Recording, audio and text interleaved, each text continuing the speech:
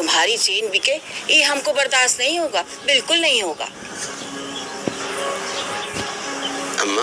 हाँ? ये चेन हमारे लिए फांसी जैसी है। बच्चे घर में भूखे रहें और हम अपनी चेन अपने पास रखें। बाबू बच्चों की जिम्मेदारी हम पर सौंप गए थे। और अम्मा, बाबू की भी इच्छा थी कि उनके पास एक गाय हो, मगर बाबू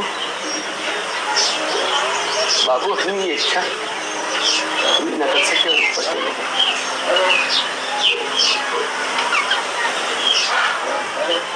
बच्चन के आगे चैन की औकात ही क्या अम्मा?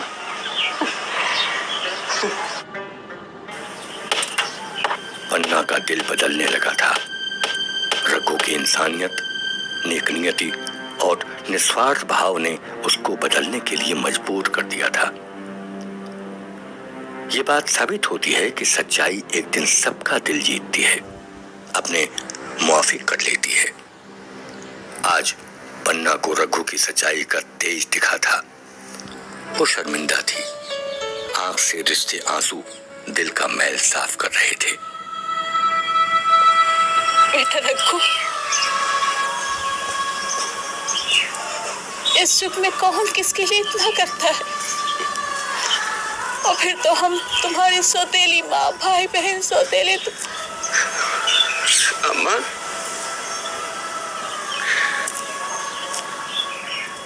ऐसा मत बोला करो। ऐसा बोलती तो कलेजा फटता है। मेरा भगवान जानता है कि कभी हमने तुम लोगों को अपने से अलग नहीं समझा। और अम्मा, अरे तुम लोगों से ही तो हमारी खुशी है। पन्ना और रघु की आंखों से आंसुओं का सैलाब उमड़ रहा था। दिल का कोना कोना डोल रहा था। कलुष मिट रहे थे, स्नेह बढ़ रहा था। तुम लोगों के सिवाय हमारा अपना है ही कौन? कौन है हमारा अपना? ये तो हमारी किस्मत है कि ऐसा बेटा मिला।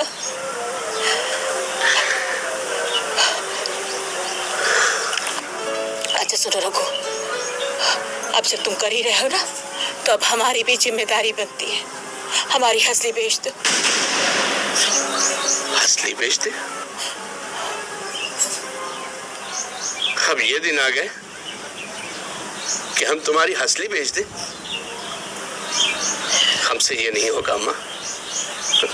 हंसली तुम्हारे ऊपर कितनी अच्छी लगती थी ना। और जेवर तो औरतों के लिए होते हैं, मर्दों का क्या है? ए रघु, तो बातें बहुत डराता है।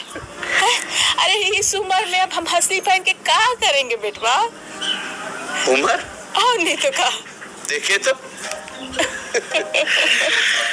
अरे है कौनो टक्कर पे? हमारी अम्मा के टक्कर पे कौनो है? तो मस्करा कहेगा, हर वक्त हंसी मजाक करता है। माँ और बेटे के रिश्तों का पुनर्जन्म हो गया था। पन्ना के दिल का हर शक, हर नफरत मिट गई और उसकी जगह ले ली थी विश्वास और स्नेह ने।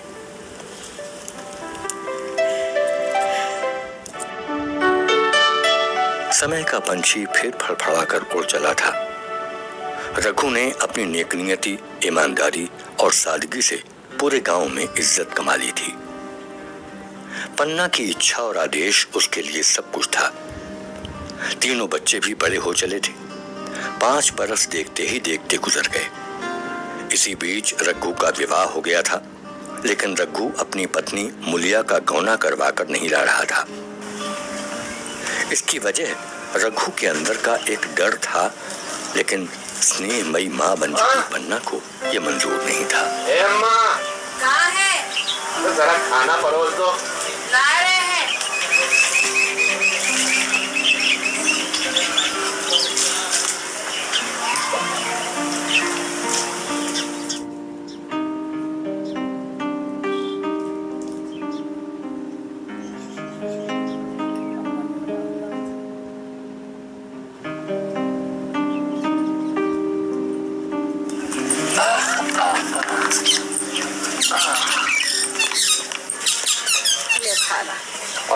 ठीक हो? हाँ बेटा ठीक है।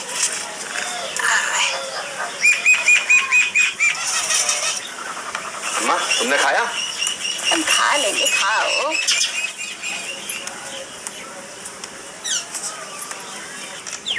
अम्मा एक बात कहें?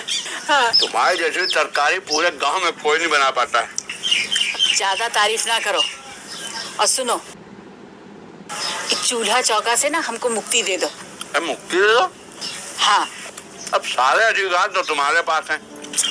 अरे हम उसी अधिकार से कह रहे हैं, बहू का गौना करा के लिया। अरे अम्मा अभी जल्दी काहे की? अभी हमें अपने लाड के साए में रहने दो ना अम्मा। ज्यादा बातें ना बनाओ। अरे सब लोग गांव में बातें कर रहे हैं कि बहू कब आएगी, बहू कब आएगी। सब तो ये भी कह रहे हैं कि पन्ना ही नहीं चाहती कि बहू आए। तुम बहू का गौना करा के ले आओ बस। अब देखो अम्मा, कोई क्या सोचता है इससे हमें कोई मतलब नहीं। और हम लोग अपने घर के मालिक है ना, तो फैसला लेने का अधिकार भी तो हम लोगों को है। ए बेटा, सही वक्त पर सही फैसला करना चाहिए और ये सही वक्त है बहू को घर लाने का। देखो बेटा, अब देर ना करो, 4 बरस हो गया तुम्हारे ब्याह को। बहू को गौना करा के लिया। अम्मा एक बात कहें, तुमने हमारा ब्याह जहां कहा हमने कर लिया, लेकिन इन 3-4 सालों में हमने मुलिया के बारे में पता किया। उसका रंग ठीक नहीं है।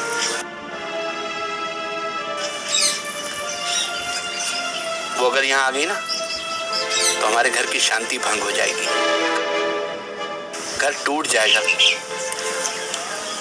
बड़ी मुश्किल से घर जोड़ा है हमने। अरे बेटा, हम जानते हैं कि तुम घर परिवार के लिए सोचते हो, लेकिन बहू का गौना करा लो। कहीं सुनी बातें विश्वास ना किया करो। अरे जब बहू घर आएगी ना तो हम अपने लाड प्यार से उसको अपने रंग में रंग लेंगे। अब जैसी तुम्हारी मर्जी अम्मा। तो कब ला रहे हो?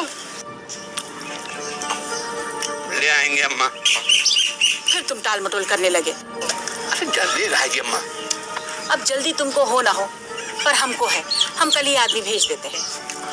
अम्मा जल्दीबाजी का काम ठीक नहीं होता। अरे हम कोई जल्दीबाजी नहीं कर रहे हैं, बस तुमको बहू का गौना करा के लिया। बेटा, घर बाहर भीतर का काम नहीं होता हमसे।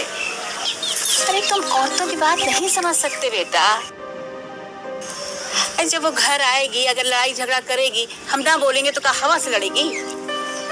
बहुत पछताओगी, कह देते। बाद में हमसे ना कहना कि बहू ये कह रही थी वो कह रही थी।